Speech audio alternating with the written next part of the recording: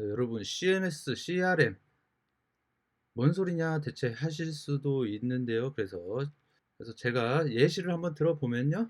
이 한 줄, 이 행 한 줄이 보이시죠? 여기에 이런 속성값 그리고 이렇게 페이지 내용으로 들어간다는 겁니다.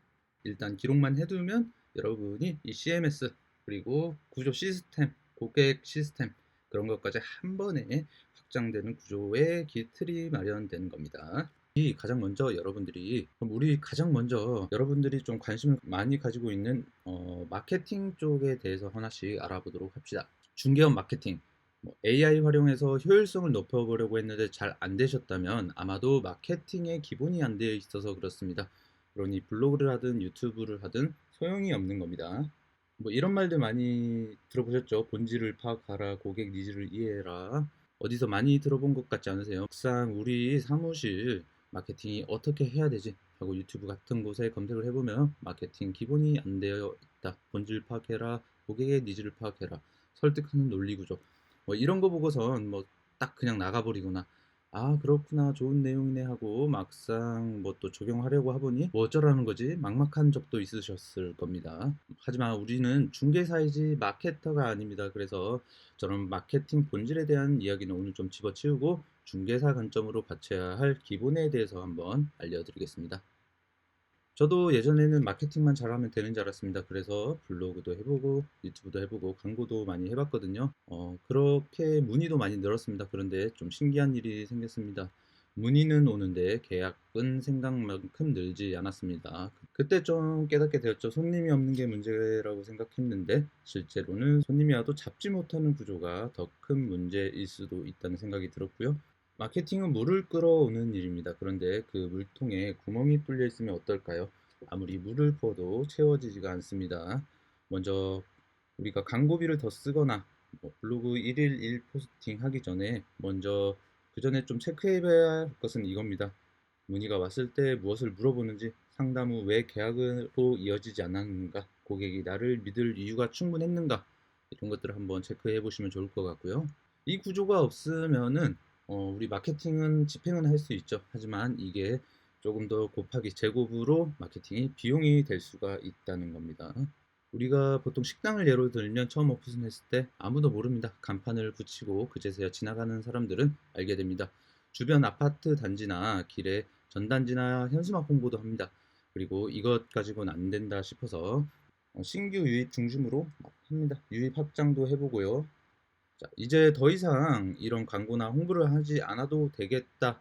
이 정도의 고객 생애 주기에서 그러니까 성숙 단계로 들었습니다. 우리가 말하는 자리를 잡았다 이 얘기를 말하는 겁니다. 그럼 우리가 이렇게 자리를 잡았다 요 상태로 들어서려면은 고객을 잡아두는 시스템이 필요합니다. 이번에 헬스장을 예로 들어보겠습니다. 최근 헬스장 폐업 이야기가 많이 나옵니다. 그런데 자세히 보면 살아남는 헬스장도 있습니다. 차이가 뭘까요? 물론 헬스장이 따로 광고비만의 문제로 치부할 수도 없는 문제입니다. 문제는 시스템입니다. 회원이 들어왔을 때 만족하고 또 다시 등록하고 주변에 소개하게 만드는 구조가 있는 것은 버티겠죠. 마찬가지로 좋은 시설, 쉽게 생각해보면 좋은 시설, 고객을 유인할 수 있는 첫 번째 신규 유입을 만들 수 있는 굉장히 강력한 후킹 요소가 되기도 하는데요. 헬스장의 본래 목적이 뭘까요? 다이어트하고 우리가 살 빼고 건강해지는 게 목표잖아요. 이런 것들을 본질을 만족했을 때 다시 등록하고 주변에 소개하는 만드는 구조가 되는 거겠죠. 자, 광고비 우리 한 100만 원 쓰기 전에 체크해야 될 게 있습니다. 문의가 왔을 때 신뢰를 주는가, 상담 프로세스가 있는가, 고객 질문을 또 쌓고 있는가, 계약 안 된 이유 뭐 이런 것들을 기록하고 있는가. 이 네 가지가 없으면은 마케팅을 더 해도 같은 문제가 반복됩니다. 우리 부동산 중개사무소는 이 고객 생애 주기가 겁나 길어요. 원투룸은 뭐 단기도 있긴 하지만은 기본 전월세도 짧게 잡아도 한 2년이라고 보시면 되겠죠. 갱신계약 청구권 요런 게 있다 보니까 뭐 2 플러스 2, 뭐 4년 막 이렇게도 보기도 합니다. 주변에 보시면 옛날부터 부동산 사무실을 하고 계시고 주변에 보시면 옛날부터 부동산 사무실을 하고 계신데 잘하시고 손님도 많은 부동산 있으시죠? 이런 분들이 오랫동안 신뢰를 잡고 이런 식으로 자리를 잘 잡은 거겠죠. 그럼 2년 이상 꾸준히 잘하면 되겠네. 뭐 이런 또 말은 아닙니다. 이렇게 손님이 와도 잘 붙잡을 수 있고 신뢰를 줄 수 있는 구조, 그리고 플러스 마케팅까지 하는 구조, 시스템이 잘 잡혀 있어야 하는 겁니다. 그리고 이 시스템이 부동산 중개 사무소마다 각각 쓰고 있는 매물 관리장입니다. 요즘 그냥 물어봐도 AI가 잘 대답해 주던데 라고 느끼시는 분들이 있을 거예요. 물론 최근에 AI 모델이 성능이 이전과는 비교할 수 없을 정도로 정확해져서 흔히 우리가 아는 환각현상, 그러니까 GPT한테 질문했을 때 동문서답하거나 딴소리하는 경향이 엄청 낮아졌다는 겁니다. 하지만 우리 신뢰를 먹고 사는, 그리고 법적인 계약이 걸린 중개사지 않습니까? 이거 잘못 참고해서 말하면 신뢰가 깨지거나 계약 때도 실수하면 잘못될 수도 있어요. 자, 그리고 우리 GPT로 블로그 포스팅 작성하는 방법, AI로 상가 매물 블로그 작성하기, 이런 거 많이 보셨죠? 만약에 우리가 상가 매물을 좀 블로그 포스팅하려고 AI한테 도움을 받는다고 치면 뭐 주소 경기도 성남시 봉당구 이런 식으로 치고 매물 종류 뭐 상가 거래 유형 월세 보증금 월세 천에 20 뭐 업종은 어쩌고 저쩌고 이런 식으로 해서 이 내용으로 상가 매물글 작성해줘 이렇게 하시겠죠. 그런데 이거 하다가 안 하시는 분들이 많습니다. 왜냐하면 일단 결과물이 생각보다 별로라는 거예요. 그리고 환각 현상 때문에 틀리거나 고치느라 시간이 더 간다는 거예요. 우리 공인중개사 수험 시절 인강 들은 분들은 아시겠지만 중개사법 스타 강사 정지용 교수님의 존존존 빠다, 이 표시광고 암기 코드 다들 좀 아시죠? 모르시는 분도 있겠지만 뭐 존재하지 않는 대상물이 존재하는 것처럼 존재하나 존재하지 뭐존 하여튼 뭐 또 빠뜨리거나 다 다르게 쓰거나 뭐 이런 거, 어쨌든 뭐 암기 코드 때문에 요 정도 기억하는데요. 이거 잘못했다간 그냥 넘어가면 상관없는데 걸리면 바로 과태료인 거죠. 글도 네이버 SEO에 맞춰서 1,500자 정도 한번 써달라고 했는데 맨날 800자만 써줘. 그리고 더 길게 써달라고 또 한 100자 더 쓰고 1,500자 썼다고 막 거짓말을 해요. 그리고 매번 뭐 주소, 충남 어쩌고 저쩌고 매물 종류, 토지, 이렇게 맨날 프롬프트에 맞춰 쓰는 것보다 그냥 쓰는 게 낫겠다. 뭐 이렇게들 말도 하십니다. 부동산 학개론 시간에 배웠잖아요. 부동산은 부동성, 특수성, 개별성 등등 때문에 고유한 성질을 갖는다고. 만약에 맥북에 대한 포스팅을 하려고 하는데 뭐 서울 신사동 가로수길 애플 팝업 스토어에서 산 맥북 네오와 충남 천안 당근마켓 통해서 산 맥북 네오 뭐 중고 재원 리서치 해달라고 하면 틀릴까요? 아마도 똑같습니다. 그런데 부동산은 아니잖아요. 만약 어디 어디 상가 주소는 이건데 여기 매물글 작성해 주세요. 해보세요. 아마 면적을 대략 짐작에 맞춰 작성하거나 사용자에게 물어볼 겁니다. 면적은 어떻게 되나요? 가격은 어떻게 되나요? 네, AI에게 컨텍스트를 제공해야 됩니다. 한국말로는 맥락이라고 합니다.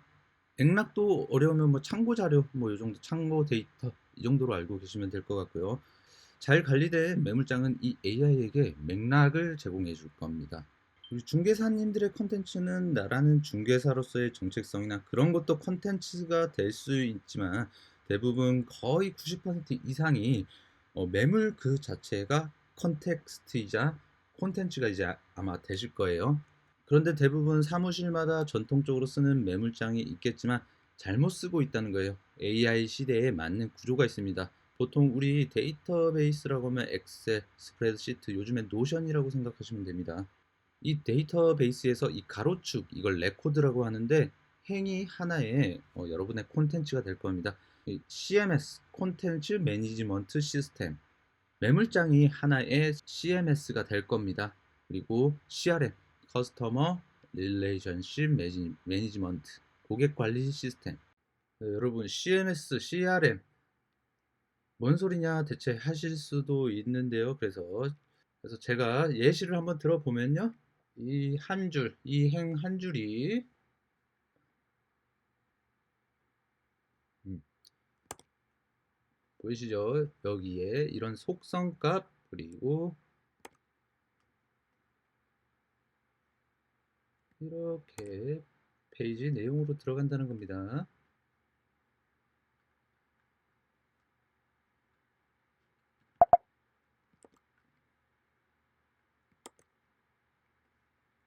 이렇게 이렇게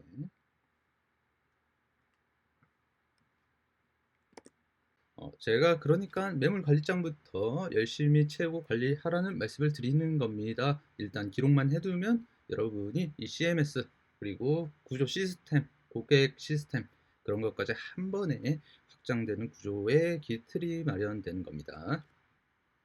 AX라고 해서 기업에 AI를 도입해서 AI 위주의 업무 방식으로 전환하려는 기업이 많습니다. 실제로 그 전환에 있어서 성공적인 전환으로 기업의 업무 성과를 증대시키는 성공 사례도 나오고 있고, 그렇지 않은 곳이 사실 너무나도 많습니다.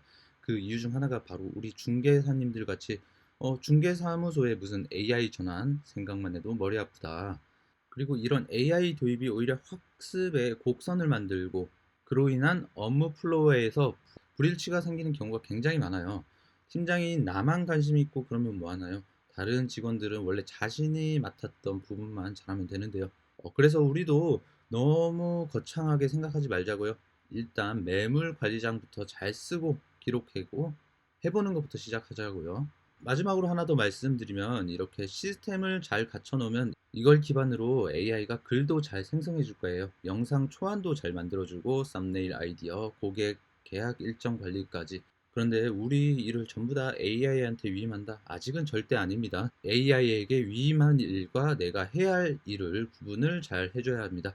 매물을 받고 데이터를 수집하고 매물장에 기입하고 정리하고 이런 건 이제 자동화가 가능합니다. 그런데 수집도 자동화, 글도 자동화. 우리가 할 일은 데이터를 수집하는 게 아닙니다. 이게 저도 좀 경험을 해보니까 이게 자동으로 데이터 수집, 뭐 글 쓰는 게 되다 보니까 복붙 기계가 되는 거예요. 진짜 내가 만든 콘텐츠에 대한 뭐 인사이트나 뭐 아는 게 하나도 없다는 거죠. 그냥 콘텐츠에 뭐 업로드만 하면 끝이고, 그러니까 내 빼고 바보가 된다는 거죠.